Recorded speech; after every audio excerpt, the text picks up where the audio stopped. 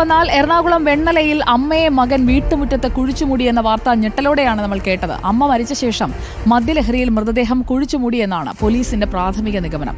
ഇൻക്വസ്റ്റിന് ശേഷം മൃതദേഹം പോസ്റ്റ്മോർട്ടത്തിനായി കളമശ്ശേരി മെഡിക്കൽ കോളേജിലേക്ക് മാറ്റി. പോസ്റ്റ്മോർട്ടം റിപ്പോർട്ട് വന്നാലേ മരണകാരണം എന്തെന്ന് വ്യക്തമാകൂ. സൈഫുനിസ അലിയാറിന്റെ റിപ്പോർട്ടിലേക്ക്.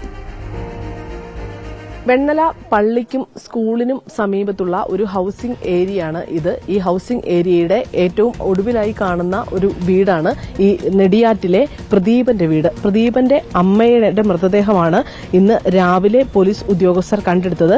ഇത് മൃതദേഹം കണ്ടെടുക്കാനുണ്ടായ സാഹചര്യം എന്ന് പറയുന്നത് മകളുടെ പോലീസ് സ്റ്റേഷനിലേക്ക് എത്തിയ ഫോണിൽ നിന്നാണ്. ഈ മകൾക്ക് രാവിലെ ഇവരുടെ വല്യച്ഛൻ വിവരം നൽകുകയായിരുന്നു. അമ്മയുടെ ബോഡി ഇവിടെ കുഴിച്ചിട്ടതായി പ്രദേശവാസികൾ പറയുന്നുണ്ട്.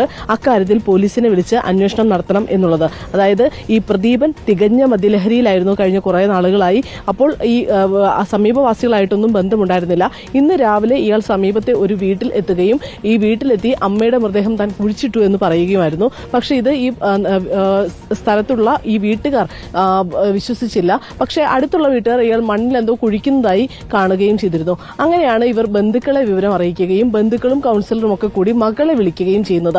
മകൾ പാലാരിവട്ടം പോലീസിനെ വിളിച്ച് ഈ അമ്മയുടെ മരണം സംഭവിച്ചോ എന്ന് സംശയമുണ്ട്, അക്കാര്യത്തിൽ അന്വേഷണം വേണമെന്ന് ആവശ്യപ്പെടുകയും പോലീസ് ഇവിടെ എത്തി പ്രദീപനെ കൊണ്ട് തന്നെ ഈ കുഴി, ദൃശ്യങ്ങളിൽ കാണുന്ന ആ കുഴിയിൽ കൈകൊണ്ടാണ് പ്രദീപൻ മണ്ണ് മാറ്റി ഈ മൃതദേഹം പുറത്തെടുത്തത്.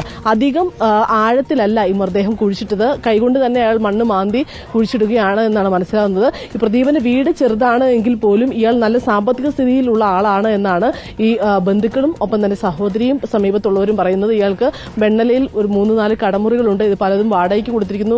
ഒന്ന് ഇയാൾ നടത്തുന്നു. പക്ഷേ കുറെ ദിവസങ്ങളായി കടയിലേക്ക് പോകാറില്ലായിരുന്നു. എപ്പോഴും ഇയാൾ സദാസമയവും മദ്യപിച്ചുകൊണ്ടിരിക്കുന്ന ഒരു പ്രകൃതമായിരുന്നു. നിലവിൽ ഇക്കാര്യത്തിൽ കൂടുതൽ വ്യക്തത വരേണ്ടതുണ്ട്. കളമശ്ശേരി മെഡിക്കൽ കോളേജിൽ പോസ്റ്റ്മോർട്ടം നടപടികളടക്കം പൂർത്തിയായി. പോസ്റ്റ്മോർട്ടം റിപ്പോർട്ട് പുറത്തു വന്നാൽ മാത്രമേ ഇക്കാര്യത്തിൽ വ്യക്തതയുള്ളൂ. അല്ലിയുടെ മരണം എങ്ങനെ സംഭവിച്ചു, സ്വാഭാവികമായ മരണമാണോ അതോ കൊലപാതകമാണോ എന്നടക്കമുള്ള കാര്യങ്ങൾ വ്യക്തമാവുകയുള്ളൂ. എന്തായാലും വളരെ ദുരൂഹത നിറഞ്ഞ ഒരു മരണം സംഭവിച്ചിരിക്കുന്നു വെണ്ണലയിൽ. ആ ദുരൂഹത നീക്കാനുള്ള പെടാപ്പാടിലാണ് ഇപ്പോൾ പോലീസുള്ളത്. വീഡിയോ ജേർണലിസ്റ്റ് പ്രദീപ് കുമ്പിടിക്കൊപ്പം reporter Saifunisa Aliyar, in reporter, Kochi.